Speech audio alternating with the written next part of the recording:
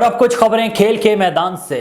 Pakistan cricket board management committee کے chairman Najam Sethi نے کپتان قومی ٹیم بابر اعظم سمیت دیگر اہم کھلاڑیوں کو افغانستان کے خلاف T20 سیریز میں آرام دینے کی وجہ بتا دی۔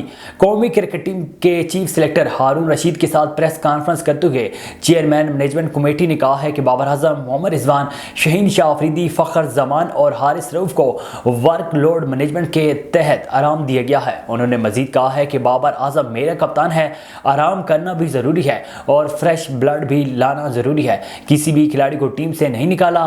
نیوزی لینڈ کے خلاف سیریز میں تمام کھلاڑی ان ایکشن ہوں گے۔ بابر خود کسی فارمیٹ کی کپتانی چھوڑنا چاہے تو یہ ان کی مرضی ہوگی۔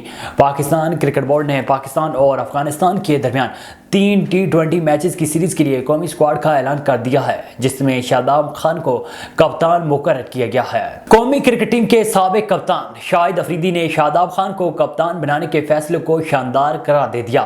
سماجی روابط کی ویب سائٹ ٹویٹر پر قومی کرکٹ ٹیم کے سابق کپتان شاہد افریدی نے آل راؤنڈر اور نائب کپتان شاداب خان کو افغانستان کے خلاف T20 سیریز کے لیے کپتان بنانے پر خوشی کا اظہار کرتے ہوئے شاداب خان کو مبارکباد پیش کی۔ شاہد افریدی نے PCB کے فیصلے کو سراہتے ہوئے لکھا ہے کہ بورڈ کی جانب سے سینئرز کھلاڑیوں کو آرام دینا اور نوجوان کھلاڑیوں سمیت شاداب خان کو کپتانی کا موقع فراہم کرنا ایک دانشمندانہ فیصلہ ہے۔ پاکستان باکسنگ فیڈریشن کے زیر اہتمام اور کراچی پورٹ ٹرسٹ کے تعاون سے جاری چیئرمین KPT 40ویں مینز اور 4تھی ویمنز نیشنل باکسنگ چیمپئن شپ میں مریم نے ویمنز فلائی ویٹ میں پہلا گولڈ میڈل جیت لیا۔ سیمی فائنل مقابلے میں ویمنز مڈل ویٹ میں نیوی کے تنویر احمد نے وابٹا کے قرار حسین کو، مینز ویلٹر ویٹ میں آرمی کے گلزیب نے بلوچستان کے ضیاء الرحمان کو، دوسرے سیمی فائنل میں آرمی کے سیف المنان کو سندھ کے زاہد پٹھان کے خلاف واک کور مل گیا، جس کے بعد انہوں نے فائنل میں جگہ بنا لی۔